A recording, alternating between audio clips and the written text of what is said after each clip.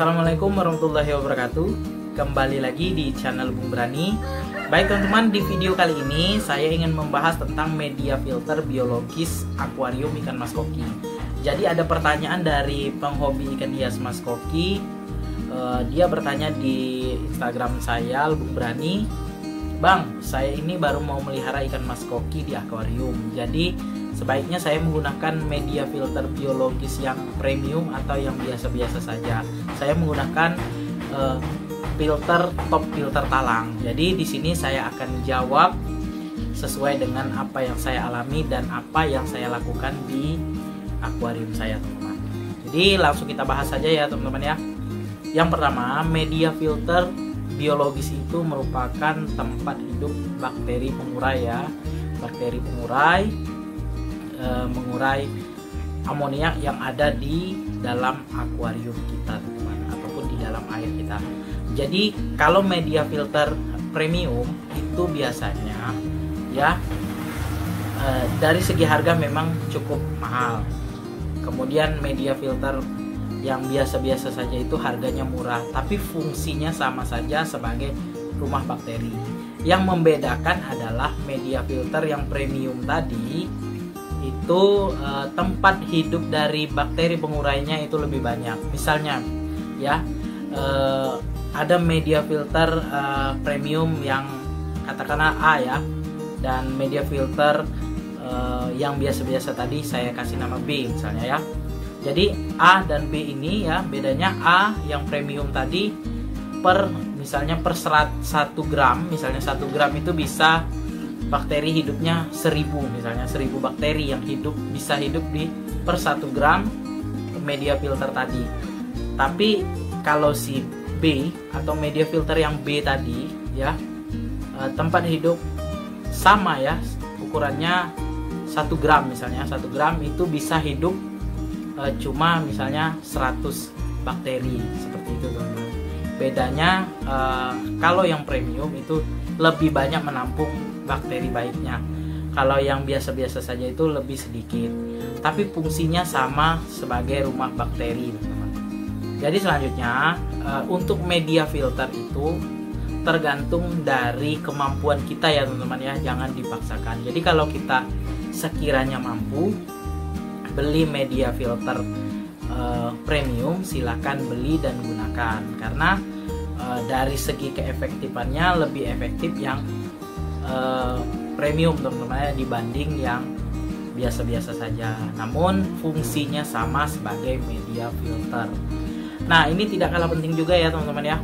Untuk media filter premium biasanya dia lebih banyak ya, lebih banyak, misalnya misal kita punya top filter ya, top filter yang biasa saja, yang box yang standar, yang warna hitam ya, bisa kita menggunakan media filter premium yang ukurannya kecil-kecil ya, sebesar jari kelingking itu ada ya, saya kurang tahu juga namanya.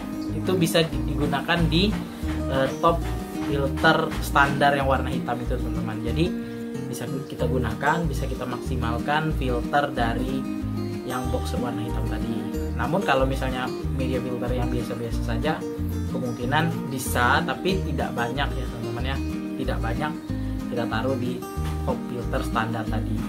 Nah itu, teman-teman ya, kalau menurut saya media filter itu tergantung dari kemampuan kita ya. Kalau kita mampu dan keuangan kita cukup untuk beli media filter yang bagus ya untuk akuarium kita, silahkan dibeli. Kalau misalnya kita paksakan, teman-teman, yang ada kita menjalannya nanti ya, kalau misalnya air kita nggak jernih ataupun ada masalah di akuarium kita, timbul nanti, wah ini nggak bagus nih media filternya, padahal kita tidak tahu fungsi dari media filter tadi, teman-teman. Jadi baik yang premium ataupun yang biasa-biasa saja itu sama saja ya, teman-teman ya. Cuma yang membedakan tempat hidup bakterinya lebih banyak yang premium ketimbang yang biasa-biasa saja. Namun kalau kita pakai yang biasa-biasa saja, tinggal kita maksimalkan, teman-teman. Maksimalkannya bagaimana? Kalau misalnya tadi teman kita bertanya menggunakan top filter talang, itu bisa kita maksimalkan dengan menggunakan filter wet dry system, yang mana filternya tidak ada sekat ya. Itu yang umumnya menggunakan top filter talang. Nah, tidak ada sekat, kemudian di bagian talangnya itu yang sepanjang akuarium itu semuanya diisi media filter biologis ya. Untuk yang media filter biologis yang biasa-biasa saja, yang biasa saya pakai yaitu batu apung, kemudian bioring, biokeramik ring, biobal dan lain sebagainya teman-teman. Nah, kalau untuk kejernihan air teman-teman, baik itu premium ataupun yang biasa-biasa saja, itu sama-sama saja teman-teman. Yang menjernihkan air itu bukan media filter biologis teman-teman, tapi media filter mekanis.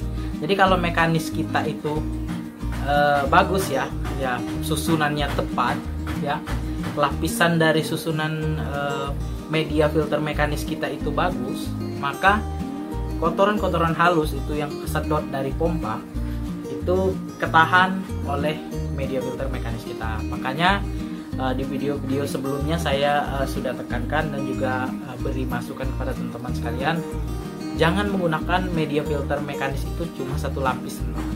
Kecuali kalau misalnya kita menggunakan filter yang cukup besar ya, seperti sun filter ataupun top filter yang jumbo, boleh menggunakan satu lapis atau dua lapis saja.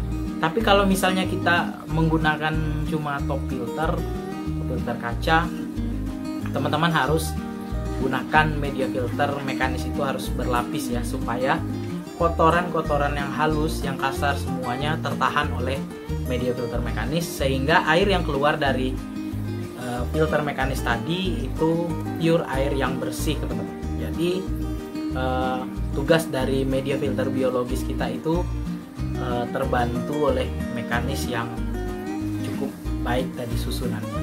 Nah itu teman-teman ya, coba perhatikan ya teman-teman, kalau misalnya media filter mekanis kita kurang bagus, kurang baik, kurang tepat dalam penyusunannya, maka air akuariumnya akan cepat kuning teman-teman, cepat kuning, cepat berkabut dan lain sebagainya. Itu teman-teman ya. Jadi tolong perhatikan ataupun teman-teman uji coba sendiri di akuariumnya, atau buat eksperimen sendiri. Coba buat akuariumnya hanya menggunakan satu lapis media filter mekanis ya. Contoh menggunakan satu lapis kapas aja.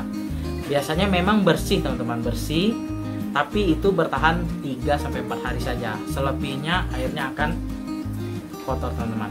Tapi kalau saya ya di akuarium yang ada di belakang ini, saya pernah ganti air itu 3 minggu sekali teman-teman. Jadi airnya tetap bersih karena media filter mekanis saya itu saya bikin beberapa lapis teman-teman.